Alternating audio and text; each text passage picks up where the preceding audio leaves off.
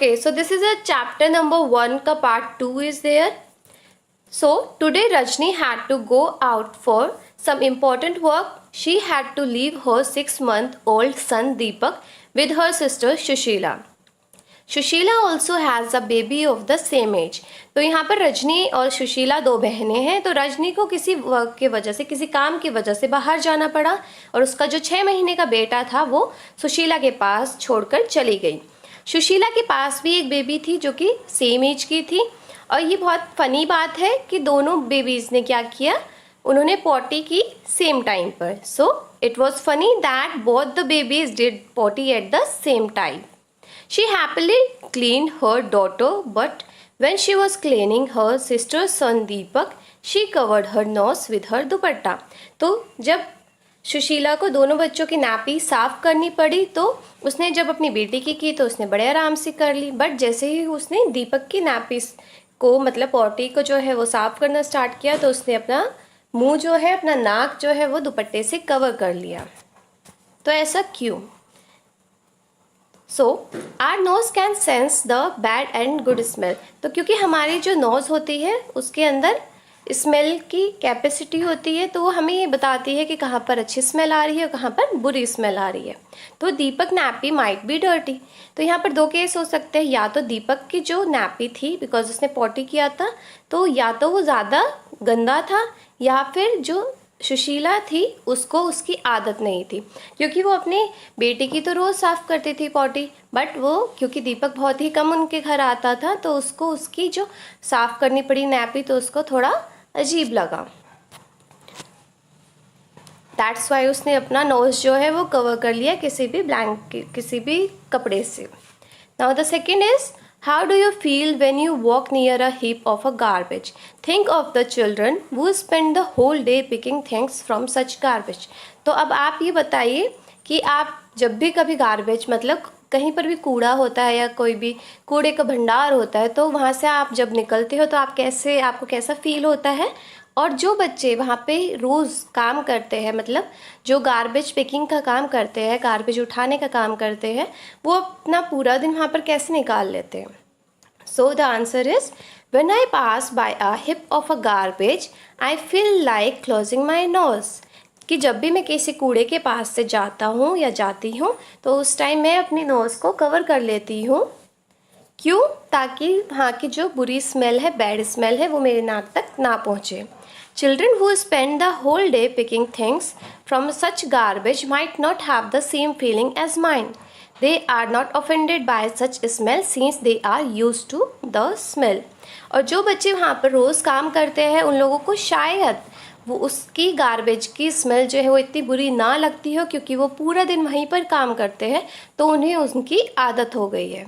और हम लोग, क्योंकि हम नहीं सूंघते हैं, ऐसी गंदी स्मेल हम लोग ज़्यादा टॉलरेट नहीं कर पाते, सो दैट इज़ वाई हम अपनी नाक को कवर कर लेते हैं। You can see in a picture as well.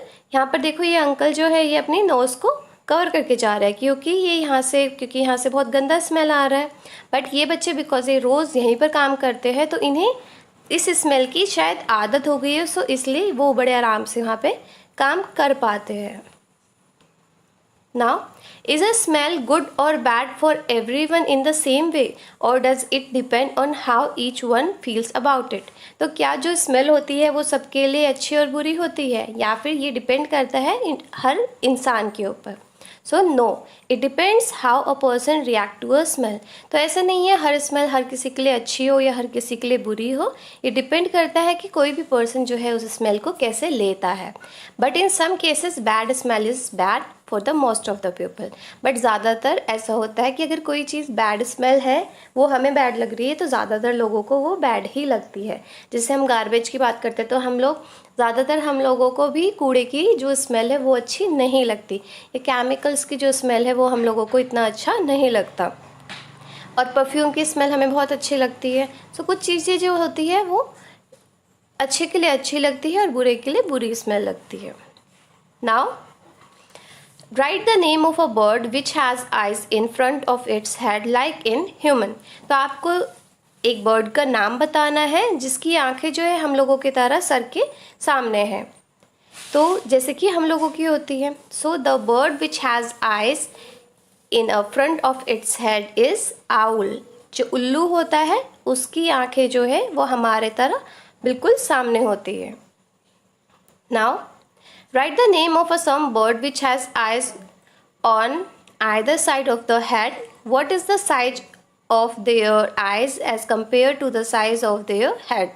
तो इन्होंने पूछा है कि कुछ ऐसे बर्ड्स का नाम बताइए जिसकी आंखें जो है वो साइड में होती है और उनके साइज़ का, जो आंखों का साइज़ होता है उसका क्या कंपैरिजन है उसके हेड के साथ। So most of the birds have their eye on either side of the head.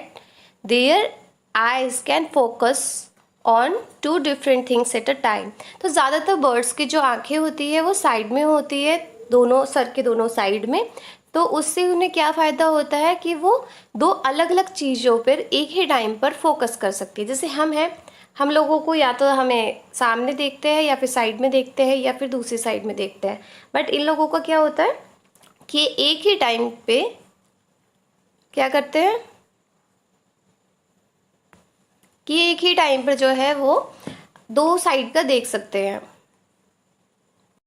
But ये जब सामने देखते हैं तो दोनों आइज़ जो है उनका सेम चीज़ पर फोकस कर लेता है। So you must have seen birds moving their neck very often. So यही कारण होता है कि जो बर्ड्स होती है वो बहुत जल्दी जल्दी अपनी गर्दन को हिलाते रहती है, क्योंकि उन्हें बहुत सारी चीज़ें एक टाइम पर देखनी होती है। और ऐसा होता क्यों है? क्योंकि ज़्यादातर आइज़ जो होती है इन लोगों की फिक्स्ड होती है और ये मूव तो नहीं कर सकते, क्योंकि हमारी आई जो बर्ड्स की आइज़ होती है ये एक जगह पर फिक्स्ड रहती है। तो इन्हें पूरी की पूरी गर्दन हिलानी पड़ती है अगर इन्हें कोई चीज़ देखनी होती है। So birds have to turn their head to see around. तो पूरा अगर उनको देखना है उनके आसपास क्या हो रहा है तो उन्हें अपनी पूरी की पूरी गर्दन को हिलाना पड़ेगा, क्योंकि उनकी आँखें फिक्स्ड रहती है। और ऐसी बर्ड्स कौन कौन हो सकती है? It is a crow, crow होता है, पिजन, ईगल, पैरट। और जो साइज़ होता है इनकी आइज़ का वो स्मॉल होता है compare to the size of their head. तो उनकी जो सर होता है उससे उनकी आइज़ का साइज़ जो है वो छोटा होता है। After that, looking with one और both eyes, close your right eye और cover it with your hand. Tell your friend to stand to your right. तो अब आपको क्या करना है? आपको अपनी राइट आई को जो है वो क्लोज करना है अपने हाथ से और अपने फ्रेंड को बोलना है कि आप राइट में खड़े हो जाओ कुछ डिस्टेंस पे, and ask him to do some action, कि आप कुछ काम करो, मतलब या तो आप हाथ हिलाओ या फिर आप कुछ भी करो, मतलब कोई ना कोई एक्टिविटी करो। Now could you see your friends action without moving your neck. तो क्या आपको ये दिख रहा है कि आपका दोस्त जो है वो क्या कर रहा है बिना आप अपनी गर्दन को हिलाए? So the answer is I could not see my friend's action without moving my neck. कि जब तक मैं अपनी गर्दन को नहीं हिलाऊंगा मुझे कैसे पता है? क्योंकि देखो राइट साइड की जो आँख है वो तो आपने बंद कर दी, तो आपको क्या पता कि राइट साइड में क्या हो रहा है? तो उसके लिए आपको अपनी जो नेक है उसको रोटेट करना पड़ेगा। सो विदाउट मूविंग आप नहीं देख सकते कि राइट साइड में आपका फ्रेंड क्या कर रहा है। Now try to look at your friend action with both your eyes open but without moving your neck. अब आपको क्या करना है? आपको अपने फ्रेंड को फिर बोलना है कि वो कोई एक्टिविटी करे और अब आप दोनों आइज़ जो है वो आपकी ओपन होगी। सो अब आप नोटिस करोगे कि आप अपने फ्रेंड की एक्शंस को देख सकते हो विदाउट मूविंग योर हेड और नेक। आपको अपनी गर्दन को हिलाने की ज़रूरत नहीं है, आप आराम से अपने दोस्त के एक्शंस को देख सकते हो। तो जो बर्ड्स है उनके साथ क्या प्रॉब्लम होता था कि वो उन जैसे आपने जब फर्स्ट टाइम एक आँख कवर कर ली तो उन आपको मतलब आधा दिखा और आधा नहीं दिखा, राइट साइड को तो नहीं दिखा, सिमिलर मैनर में उनको नहीं दिखता, तो दैट इज़ वाई वो बार बार अपनी गर्दन को रोटेट करती है।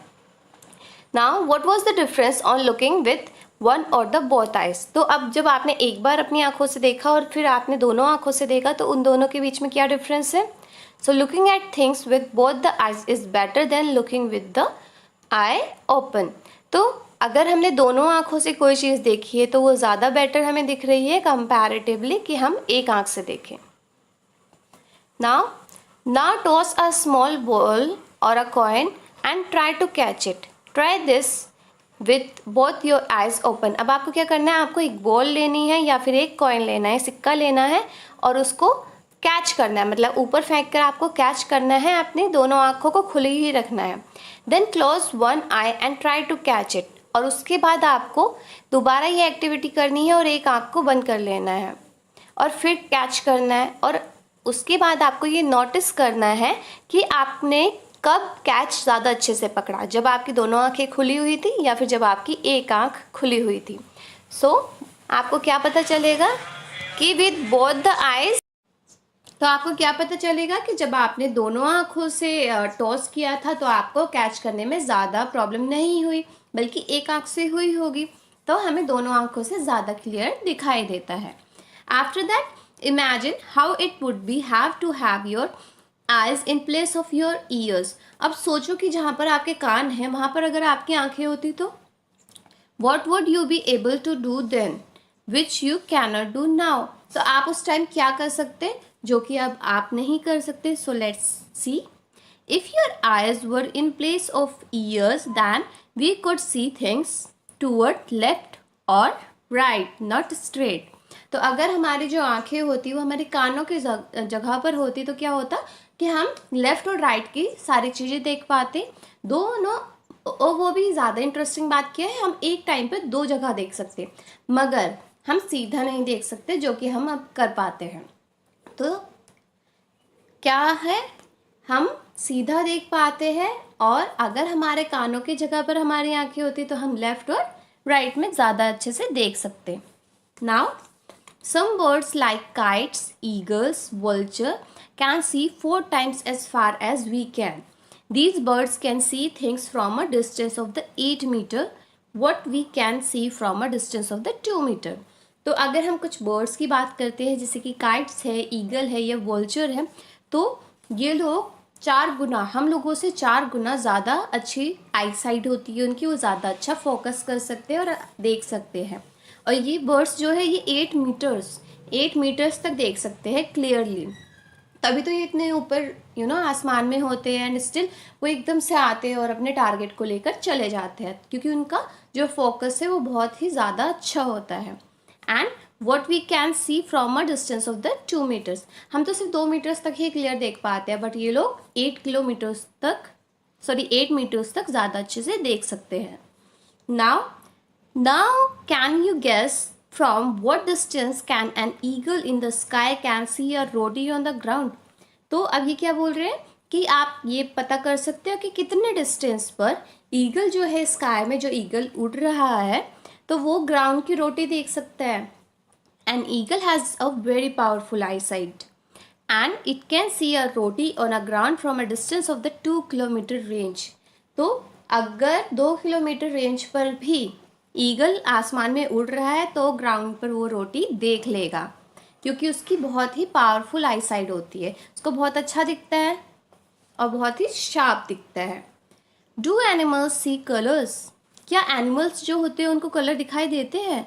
Animals can not see as many colours as we can. See how things in this picture will be seen by some animals. तो आप यहाँ पर देख सकते हो कि कुछ एनिमल्स जो है वो क्या करते हैं, उनको कलरफुल चीज़ें दिखती है, कुछ को नहीं दिखती है और कुछ को तो बिल्कुल ब्लैक एंड वाइट दिखती है। So it is believe that animals that are awake in the day time can see some colours.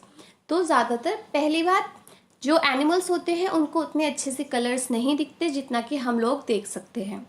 फिर जो एनिमल्स दिन टाइम पे मतलब डे टाइम पर जागते हैं, उठे रहते हैं, उनको काफ़ी कलर्स दिखते हैं, बल्कि जो रात को एनिमल्स उठते हैं, दैट मीन्स आउल है जैसे, तो उनको इतना खास कलर्स नहीं दिखती, उनको ज़्यादातर चीज़ें जो है वो कैसे दिखती है, ब्लैक एंड वाइट कलर में। तो जो दिन के एनिमल्स होते हैं जो दिन में उठते हैं, मतलब अवेकन एनिमल्स होते हैं डे टाइम के, उनको ज़्यादा कलर्स दिखते हैं कंपैरेटिवली उन एनिमल्स को जो कि रात को उठते हैं। रात वालों को सिर्फ ब्लैक एंड वाइट कलर ही दिखाई देता है। Now sharp ear. In class 4th you read that we cannot easily see birds' ears. Their ears are small holes covered with the feathers. तो आपने ये क्लास 4th में पढ़ा था कि जो बर्ड्स के ईयर्स होते हैं वो हम आराम से नहीं देख सकते, क्योंकि वो छोटे छोटे होल्स होते हैं उनके, और वो भी उनके फैदर्स से कवर्ड होते हैं। सो आपको यहाँ पर लिखना है names. The name of a 10 animals whose ears can be seen. तो अब आपको यहाँ पर 10 ऐसे एनिमल्स का नाम लिखना है जिनके कान आपको एक्चुअल में दिखाई देते हैं। सो क्या क्या हो सकते हैं जो दिखाई देते हैं? एलिफेंट्स, एलिफेंट्स के तो बहुत बड़े बड़े कान होते हैं, आप देख सकते हो। डियर, डियर के भी काफ़ी बड़े कान होते हैं। डॉगी के भी काफ़ी बड़े कान होते हैं। आप गोट है, zebra is there, lion, cow, cat, buffalo, sheep. तो आप इन सब एनिमल्स के क्या कर सकते हो? आपको इन सब एनिमल्स के कान दिखाई देते हैं। Now the names of some animals whose ears are bigger than ours. Think. तो अब आपको क्या बताना है कि ऐसे कौन कौन से एनिमल्स हैं जिनके कान जो है वो हमारे कानों से बड़े हैं। तो कौन कौन है? Yes, it's a giraffe, cow, zebra, elephant, buffalo. तो इनके कान जो है वो हम लोगों से काफ़ी बड़े होते हैं। Now is there some link between the size of animals ear and their hearing. क्या कोई यहाँ पे कंपैरेटिवली लिंक है? क्या कोई लिंक है कि हमारे जितने बड़े कान हैं क्या हमें उतना ही अच्छा सुनाई देता है? तो सुनने का और कान का कोई रिलेशन है? So yes, there might be a possibility that animals with the bigger ears may have a better hearing than a small ears. तो ऐसा कोई साइंटिफिकली ऐसा प्रूफ तो नहीं हुआ है, बट ऐसा लगता है, पॉसिबिलिटी है कि जिनके बड़े कान होते हैं उन्हें ज़्यादा अच्छे से सुनाई देता है। Now try this. For this activity find a quite place in your school. तो आपको एक बहुत ही शांत सी जगह देखनी है अपने स्कूल में या फिर अपने घर में। Tell one of your friend to stand at a short distance and ask him to say something softly. और फिर आप थोड़ी डिस्टेंस पे अपने एक दोस्त को खड़ा कर लो और उससे बोलो कि वो बहुत ही आराम से कुछ कोई चीज़ बोले। The rest of you would listen carefully. और बाकी के जो बच्चे हैं वो उसको आराम से सुनेगी। Then all of you put your hand behind your ears as shown in a picture. और उसके बाद आपको क्या करना है? नेक्स्ट टर्न में आपको अपने हाथ जो है वो कानों के पीछे, जैसे इस लड़की ने कर रखा है, तो आपको ऐसे कानों के पीछे अपने हाथ रखने हैं। And let the same child say something again as softly as before. तो जैसे उस बच्चे ने पहले आपके फ्रेंड ने बोला था, आप दोबारा से उसे वैसे ही बोलने को कहो। And ask your friends to. और अपने फ्रेंड्स को भी कहो कि वो ऐसे ही हाथ रखे और फिर उसकी साउंड सुने। तो आप क्या नोटिस करोगे? The sound was sharper when putting the hands at the back of your years. तो आप ये नोटिस करोगे कि जब आपने अपने कानों के पीछे हाथ रखे तो उस टाइम आपको ज़्यादा अच्छे से सुनाई दे रहा था जब आपने नहीं रखे हुए थे। So put your hands over your year and से something. Can you here your own voice. तो अब आप अपने हाथों को कानों के पीछे ही रख कर कुछ कहो और फिर आप ये देखो कि क्या आपको जो आप बोल रहे हो कि आपको वो सुनाई दे रहा है। तो आप ये नोटिस करोगे कि yes, I can hear my own voice, कि मुझे जो मैं बोल रहा हूँ मुझे वो भी बहुत ही क्लियरली सुनाई दे रहा है।